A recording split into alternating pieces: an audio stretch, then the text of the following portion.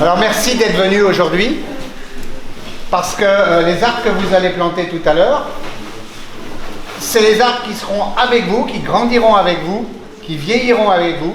Ils sont là pour plus de 100 ans.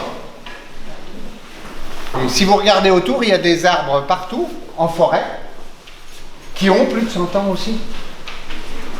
Donc l'agroforesterie, c'est organiser la place de l'arbre en forêt et avec l'agriculture pour que tout le monde y trouve son compte.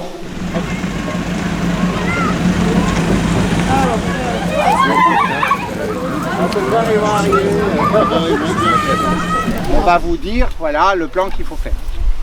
Mais avant ça... Donc je suis Philippe Guillet, je suis consultant en foresterie et agroforesterie et j'accompagne Hectare dans les projets de réintroduction de l'arbre dans les usages du quotidien de l'activité agricole. La mission aujourd'hui, c'est implanter 1,2 km de haies, première étape de plantation beaucoup plus importante. Ici, il va y avoir des vaches laitières qui seront sur ces parcelles à longueur d'année. Voilà, c'est bien. On continue. Il y en a déjà un, là aussi. L'objectif, c'est de créer ces abris, créer ce milieu de façon à ce que ça réponde complètement aux attentes d'un troupeau laitier. En été, faire de l'ombre, ce sera une mission principale, primordiale pour les animaux. Une des problématiques du changement climatique, ça peut être ce qu'on appelle l'effet chasse d'eau, c'est-à-dire des pluviométries démentielles, diluviennes, et donc les ruissellements se mettent en place. Une des fonctions anti-érosives de l'arbre et de la haie, c'est justement cette capacité à maintenir le sol. Alors en fait, on constate qu'autour il y a de la forêt, mais entre les espaces forestiers, il n'y a pas d'hôtellerie de plein air pour les insectes. Donc on va créer ces éléments pour accueillir, héberger, nourrir les insectes, les oiseaux, dont on connaît la complémentarité et les besoins que peut avoir l'agriculture. Tu mets ta racine là, comme ça, tu vois. Allez, il faut casser les modes. Alors on leur a appris qu'il faut préparer là le sol avant de planter, que les plants au moment où ils vont planter, il faut praliner les racines, qu'au moment de la plantation, il faut faire attention comment je dispose les racines, qu'on va leur montrer là que derrière, on va mettre un paillage, et ensuite, qu'il faut aussi protéger parce qu'on a sur ce territoire des chevreuils, des lièvres qui quelquefois ont envie d'aller manger la haie et que c'est bien trop tôt, il faut que les arbres se développent. Voilà. Donc ça c'est la première étape de la naissance de la haie. On leur a appris à faire naître une haie. On leur a appris aussi qu'on a mélangé les essences d'arbres, des grands, des moyens et des petits. On leur a appris qu'on les met tous les mètres.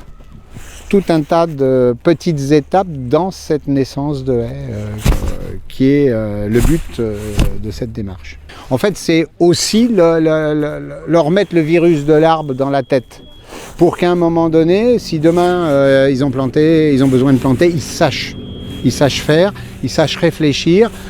Plutôt que de prendre une tronçonneuse pour il me gêne cet arbre-là, avant de le couper, à se poser la question de à quoi peut-il bien me servir dans mon exploitation agricole. Alors, il a trempé dans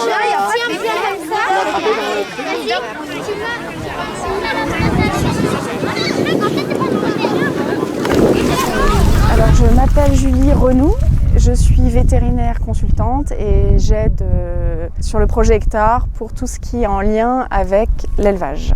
Hectare, c'est un campus qui a vocation de trouver des solutions pour des problématiques que rencontre le monde agricole. Donc Hectare, par les mises en relation de personnes d'horizons très diverses, des gens qui sont dans les startups, qui trouvent des solutions innovantes, des solutions tech, mais aussi des agriculteurs, des éleveurs, puissent se rencontrer ici, échanger et trouver des solutions pour l'agriculture de demain. Donc, on a un troupeau de 60 vaches laitières qui sont hébergées ici sur la ferme et qui sont au pâturage toute l'année. Donc l'opération d'aujourd'hui, l'objectif est de planter des haies qui vont avoir pour vocation de protéger les animaux sur les pâtures, puisque les animaux sont toute l'année dehors, mais elles ont besoin qu'on installe des coupe-vents pour les protéger, voilà, donc du vent, des intempéries, et l'été, du soleil, de la chaleur.